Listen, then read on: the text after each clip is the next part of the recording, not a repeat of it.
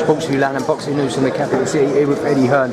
Ed, what a week it's been for boxing in general, but I don't know how you felt about that press conference there between Anthony Joshua and Dillian Whyte, but sitting there as a member of the press, you could have cut that atmosphere with a knife. Especially at the end. I mean, it wasn't.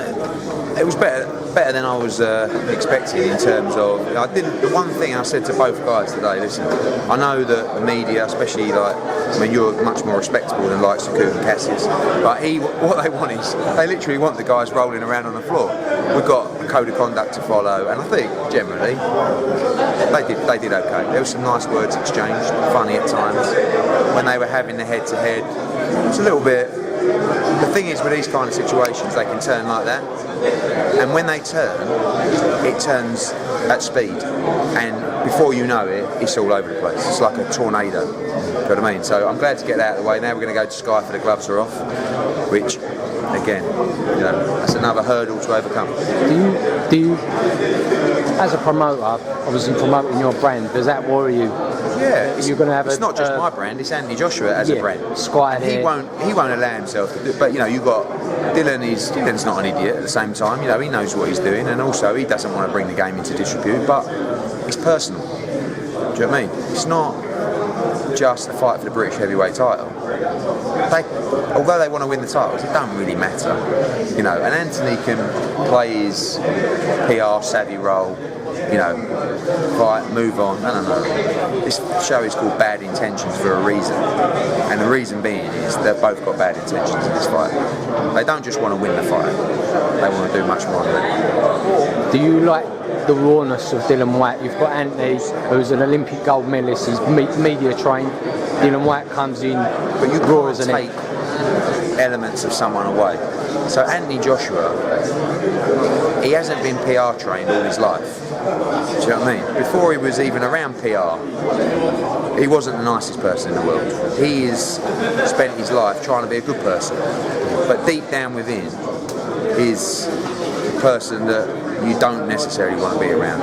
It's actually the person that comes out when he steps through the ropes. That's what makes him such a great fighter. You can't be a great fighter and just a lovely bloke. You know what I mean? So when you see him come head to head and things get said, that's when the street mentality comes in. Do you understand what I'm saying? It's not, I've been told by this PR guy to say this and say that. It's like, that goes out the window, mate.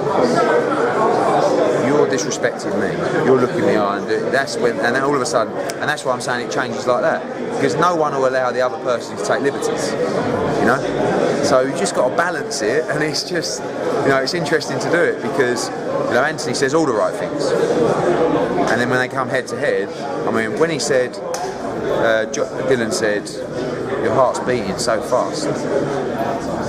They just said, are you joking? Feel it. And then, when he put his hand down, I thought, oh, no, please, this is, because it's like, why you touch it, and then all of a sudden, so it's good.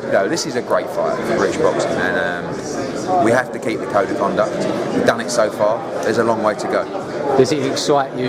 The last time Anthony fought at the O2, the atmosphere was absolutely electric, and I believe Anthony, Gary Cornish, he lost that fight walking to the ring. No matter what Anthony was going to do to him, I think that got inside his head and he lost that fight there.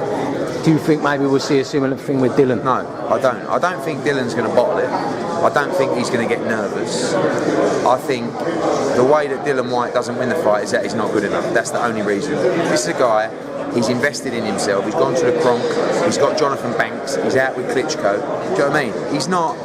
He ain't here to make up the numbers. He's here to win the fight. If he's not good enough, he won't win the fight. So it doesn't really matter. Dillian Whyte ain't going to bottle this fight. Dillian Whyte, he ain't going to walk out and go, He's had that experience. He did it last time, don't forget. He boxed Brian Minto. I know it wasn't main event, but he's still boxing that arena. He still had 16,000 people there taking it all in. So did a bit of Sky at ringside as well, didn't he? He's up for this, don't worry about that. Yeah, just shifting subjects slightly, and lastly, the news that everyone was waiting for, not just in our country but around the world, Carl Frampton versus Scott Quigg, 100% unification fight. How hard was that fight to make? Very hard, but I went to bed last night with a smile on my face because these are the fights. Without these fights, the game just doesn't flourish. Do you know what I mean? And I think what's happened in boxing is we've stepped up the game so much that people are no longer happy with mediocrity. Do you understand what I'm saying? So if you put a card on, like at the moment, we put a card on and there's a good fight and people are going, well, what's that? That was rubbish. It's like, that was a good fight. But they want Froch Groves. Do you know what I mean? They want Joshua-Whyte. They want Callum Smith, Rocky Fielding. They want Quigg, Frampton. They want Crawler Perez every single week. And that's the hardest thing, is to deliver all of those things every single week. Sometimes you're going to get an average show. The shows across the board are so much better than they were, but every time you deliver a great show, like May the 30th, for example, that was like an off the wall show. Like, that's what people want every single Saturday that you do a show. It's very, very difficult to do.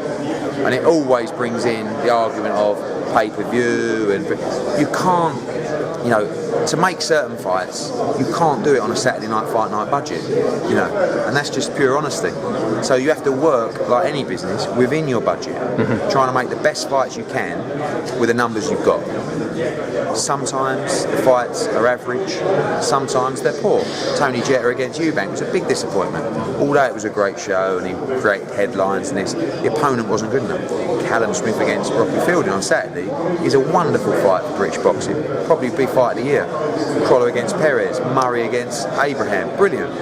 Then you step up a level and, you know, one of the journalists said, oh, is this card pay-per-view? We haven't decided yet. We have to look at the whole card and make a decision. If we're making big fights that can't be paid for by a normal rights fee, then yes, it will be. And this will be fight of the year. Trust me, when this fight comes around, this will be the biggest fight of the year, no question. So, yeah, and, you know, it's difficult. I'm sure a lot of people would like to have a crack being a promoter. I recommend you don't, because it ain't good. You lose your barn, you get grey hair, put on a bit of weight, you know. But listen, when Quigg Frampton comes off, it's the best job in the world, because you turn around, you look at your Twitter, and everyone's going, "Thank you, well done. This is brilliant for boxing." I think that was trending within about 10 minutes. The flip side of that is when you do Eubank Jetta and everyone says you're an arsehole. But you know, that's life and that's boxing. But everyone's working, you know, we're all working to make British boxing as good as it can possibly be. You know, and just like you're working to make your channel as good as it can be. So everyone's moving in the right direction. You're going to get ups and downs, but when we've got ups, and I'm talking about Callum Smith, Rocky Fielding, Crawler Perez, Murray Abraham, Fury Klitschko, Joshua against Dylan White. I mean, we haven't talked about Eubank against Spike O'Sullivan, which is a fantastic fight. We'll have a press conference here for that next week. So British boxing's in a wonderful place, but because of social media, we're under so much pressure to keep going, which is a good thing, because I don't think we can get complacent. Do you know what I mean? I've got a 6-year exclusive deal with Sky.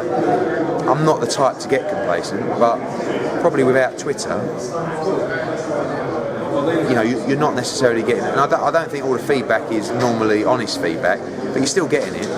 That's not good enough, that's not right. So that's why I feel, you know, go out, make Quigg Frampton. Get it done. Stuff it down people's necks. Do you know what I mean? And like yesterday was like one of them. Do you know what I mean? Yeah. I've got to be honest, the amount of people tweeting us, let alone yourself, saying this fight cannot happen. Eddie Hearn cannot deal with cyclone promotions, and then bang, it's done. When it comes down, you know, people always say, why can't fights happen? Very simple. Fights can't happen because people don't want the fight to happen. Right? When you've got both fighters and both camps want to make the fight happen, it doesn't matter whether you like the other person or not, you make the fight. People ask me about Brooke Khan. Khan doesn't want the fight, so it can't happen. So, Quigg Frampton, they both wanted the fight, Cyclone wanted the fight, Matchroom wanted the fight. We sat down, we had about 100 drafts of the contract, we went back, and there were times when I thought, you know what, let's just leave it and fight someone else, fight Danair. And then it's like, you know, all of a sudden you get a little bit of hope. Well, that's been agreed. Right, 5 or 6 points to go, you know. And then, like this contract, last Thursday, it was all over. And then it's like, look, come on, let's meet, let's try and work it out. Yeah, I agree. You know, it's a coming together of people wanting to make the fight. And when you got that, Sorry, Frampton-Quigg was dead at one point last week. It was almost dead about 50 times. But you know, all of a sudden you hit a wall. We hit loads. We hit one last week, and it looks like fight's off. And you think, all this work, and then you sit down and you go, listen, let's work it out. Do you want this fight? Yeah, I do. Good. Let's sit down. Let's work it out. Let's find a solution. And we got there. And I'm pleased for the fighters more than anything, because yeah, they're going to make an absolute fortune. But also, this is a fight that you can really, like, Scott Quigg is in it just purely for the competition, right? That moment, you will never ever leave you for the rest of your life. That night, can you imagine? Got 10,000 Irish, 10,000 English, walking out, the anticipation when that bell rings. That's why we're in the sport, do you know what I mean? And that will live with them forever. Forget the millions. That moment will live with you forever. The millions won't.